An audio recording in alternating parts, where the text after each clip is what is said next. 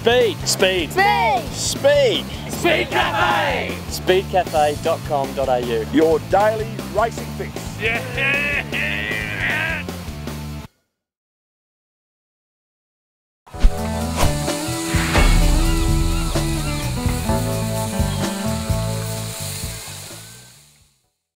Welcome back to the IRWIN Summer Grill, exclusive to Speedcafe, and I have Cameron McConville with me. Thanks for joining us, Cam. Pleasure, mate. Today we're looking at Jamie Whincup, the #1 Team Vodafone Commodore driver. Finished second in the 2010 V8 Supercar Championship Series, won the most races, scored the most poles. Was he the best driver of the championship though? Oh, look, I don't think so. I think James Courtney, in my opinion, was still the best driver of the championship, with a couple of standouts. I think Shane Van Gisbergen and Lee Holdsworth are also commendables in that. But look, Jamie had a bit of a patch there where it didn't quite go right for him. But he's the kind of driver that really does get the best out of the car.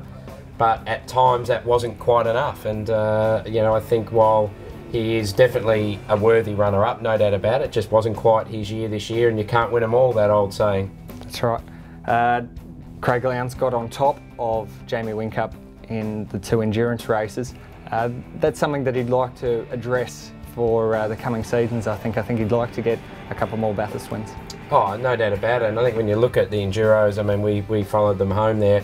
I think everyone expected the combination of Steve Owen and Jamie Whincup to win Bathurst. I mean, with all due respect to Scafie, I think Steve Owen, we all know, is quite fast, but it didn't quite happen for him.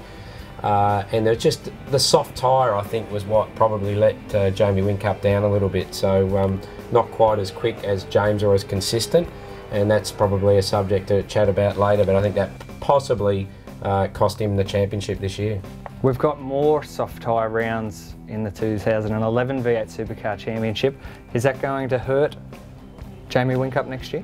Potentially. I think the soft tyre is a real leveller for the whole field, and you see some drivers are more suited to it. It suits their driving style, and it's not as if Jamie Whincup can't drive on the soft tyre. I think he's just going to have to perhaps adapt his driving style a little bit. The soft tyre gives you a lot more grip in braking and also corner entry, and that's why Lowndesy, who tends to really throw the car into the apex, it tends to give him a lot more front grip. And you see drivers, you know, thinking off the top of my head, guys like Carl Reindler, guys that have driven other cars that have more grip, suddenly like the feel of the soft tyre. So is it going to hurt Jamie Whincup? Perhaps it's going to bring the field a bit closer to him, and more soft tyre races I think are great because we tend to get different winners. And personally, I used to love driving on the soft tyre. It is sensational tyre. Jamie Whincup was certainly going to plan to try and win more races next year. He's desperate to get that #1 back on his car off new champion James Courtney. Speedcafe caught up with Whincup after the Sydney Telstra 500.